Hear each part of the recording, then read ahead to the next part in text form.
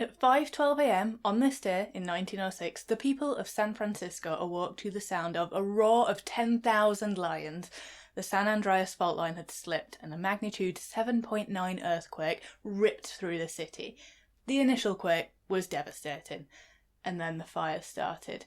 They burned for 3 days, sweeping across the city and destroying 28,000 buildings. The water system had been damaged to a point that the fires just had to be left to burn themselves out. And by that time, 500 blocks, 4 square miles, were levelled. Half of the city's population, about 200,000 people, were left homeless. Between 3,000 and 4,000 people had died. How would you deal with that? On a personal and a societal level? Were all class divides on hold while the disaster was dealt with, or did adversity make the gulf wider than ever? Write your answers on a postcard and we'll see if you were correct at the end of this video. So, people took what they could from their homes before the fires could destroy them, and people naturally convened in open spaces such as the Golden Gate Park, which had become an unofficial homeless camp. With the hierarchy of society lost in the rubble, money and status were meaningless. People had begun organising themselves in terms of what value they could bring to the community. For example, Anna Holzhauser, she opened a soup kitchen in the camp, which became known as Mitzpe Cafe. She didn't have much herself, but there was an aid team from Tonopah in Nevada, and they began bringing her supplies to feed the masses. A police officer called Morris Behan recalled, "What impressed me particularly was the light-hearted way in which everyone seemed to be taking the calamity. The spirit of them all was wonderful to see. It was classic Blitz spirit, I guess." Charles Reddy, he was the manager of one of the city's biggest butchers, and he began giving meat away to the homeless and the hungry. He said, "My straight orders were to give every applicant all he needed and to take money from nobody. The supply lasted 7 days.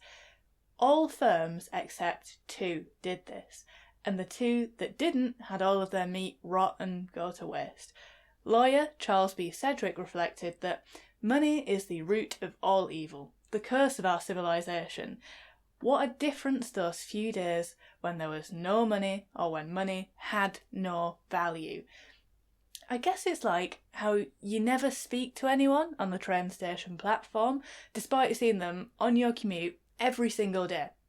But then when the train is cancelled, you start talking to each other and you organise a taxi home together, because it turns out that you actually all live a few streets apart and you all love rap metal and well, now you're going seeing Linkin Park on tour together. Adversity can bring us together. Anyway, the ruling classes saw that they were no longer in charge here anymore, and this worried them. Brigadier General Frederick Funston was in charge of the military base just outside of San Francisco City. He saw his role as saving the city from the people, who he described as an unlicked mob. And so he later recalled that, "Without warrant of law and without being requested to do so, I marched the troops into the city merely to aid the municipal authorities and not to supersede them." So he essentially took it upon himself to impose martial law upon the city when he had no authority or right to do so. At the same time, Mayor Schmitz authorised the military and the police to shoot on sight anyone deemed to be looting or basically committing any crime. And yes, I'm sure there was some looting going on, but people were largely just rescuing food and much needed supplies from burning buildings. Some historians have estimated that up to 500 people were killed by the authorities in this way. The military had turned up and they were treating civilians like they were an enemy. They used dynamite to create fire breaks that just made the fires worse. They would force people at gunpoint into conscripted labour, rebuilding the city. And when they were rebuilding the city, the authorities focused on businesses first rather than homes. I have referenced a book called A Paradise Built in Hell by Rebecca Solnit heavily in this episode. It's fantastic. In it, she argues that the ruling classes fear disaster because it levels the playing field. And when money and material things don't matter anymore, they just become people again, scrabbling for power and for status. Meanwhile, common people tend to band together to help their community recover, and they just kind of get on with it. Keep calm and carry on, you know? Like, think back to the pandemic. Yeah, we had people fighting over toilet paper in the supermarket, and it really did bring out the worst in a lot of people. But we also had people setting up community projects to bring groceries to the elderly, you know? Like, meanwhile, those in power prioritised their profits. Remember, they made substandard and ultimately useless PPE for hospitals and for care homes.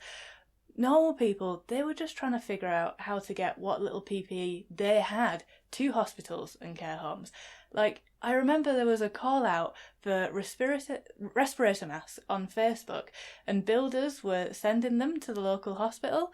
Like, what I'm saying is, as has been proven in 1906 and in 2020, there is so much more that unites us than divides us, and there's a few people in power that benefit from us squabbling about wokeness and gammons and snowflakes, because while we're arguing about that, we're not focusing on what unites us, which is like a desire to have a decent living wage, a secure home, infrastructure.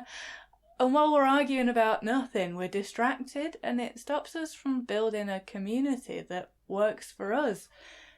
Anyway, just my 2 penneth. Thank you so much for watching. Why not subscribe? And I'll see you tomorrow.